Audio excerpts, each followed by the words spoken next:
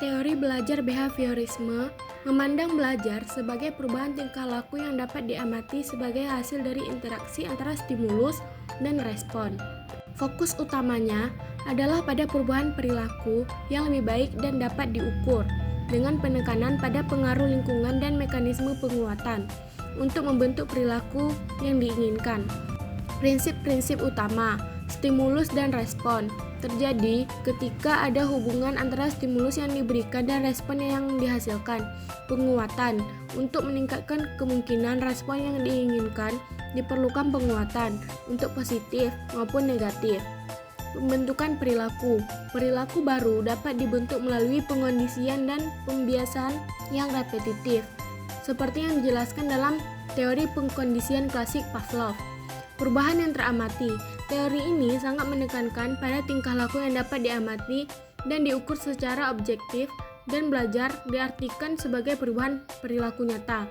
Tokoh kunci dan kontribusinya. Ivan Pavlov mengemukakan teori pengkondisian klasik melalui percobaannya dengan anjing, menunjukkan bahwa stimulus netral dapat diasosiasikan dengan stimulus primer untuk menghasilkan respon yang sama.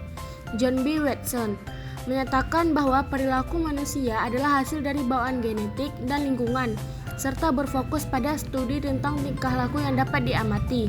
Yang ketiga, B.F. Skinner mengembangkan konsep pengkondisian opera dan di mana perilaku diperkuat melalui konsekuensi positif atau negatif. Penerapan dalam pendidikan, sistem hadiah dan hukum. Penggunaan hadiah reward untuk mendorong perilaku positif dan teguran punishment untuk mengurangi perilaku negatif, seperti yang dicontohkan dengan sistem bintang emas di kelas.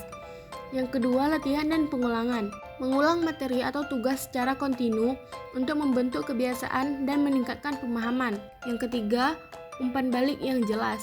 Guru memberikan umpan balik yang jelas dan konsisten untuk membantu siswa menginternalisasi konsep dan perilaku yang diharapkan. Kelebihan teori behaviorisme. Yang pertama adalah pembentukan keterampilan fisik dan pembiasaan. Teori ini sangat efektif untuk melatih keterampilan motorik dan gerakan yang membutuhkan banyak latihan, pengulangan, dan pembiasaan seperti berenang, menari, atau mengetik. Yang kedua, penguatan perilaku positif. Dengan memberikan penguatan seperti reward, perilaku yang diinginkan dapat diperkuat dan diulang, membantu dalam membentuk kebiasaan yang baik pada siswa. Yang ketiga, fokus pada hasil yang dapat diukur. Teori ini mengedepankan hasil belajar yang terlihat dan dapat diukur, seperti tes dan laporan, sehingga mempermudah evaluasi kemajuan siswa. Yang terakhir, pengendalian dan disiplin. Teori behaviorisme dapat digunakan untuk mengendalikan perilaku siswa dengan mengganti stimulus atau memberikan penguatan negatif untuk menghindari perilaku yang tidak diinginkan. Kekurangan teori behaviorisme. Yang pertama adalah mengabaikan proses mental internal. Teori ini cenderung mengabaikan proses berpikir, emosi, dan kognisi internal yang berperan penting dalam pembelajaran karena fokus pada perilaku yang dapat diamati. Yang kedua, pembelajaran pasif dan robotik. Siswa bisa menjadi pasif dalam belajar dan hanya menjadi robot yang meniru karena pembelajaran banyak berpusat pada guru dan pengulangan stimulus respon.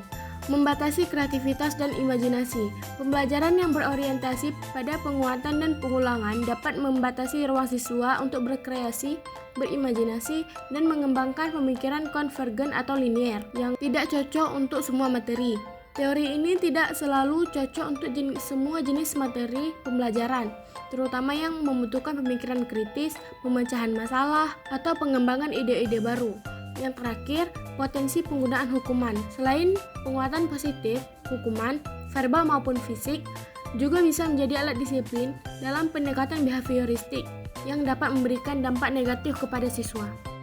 Kesimpulan teori ini adalah bahwa belajar adalah perubahan perilaku yang dapat diamati sebagai hasil dari interaksi antara stimulus dari lingkungan dan respon dari individu.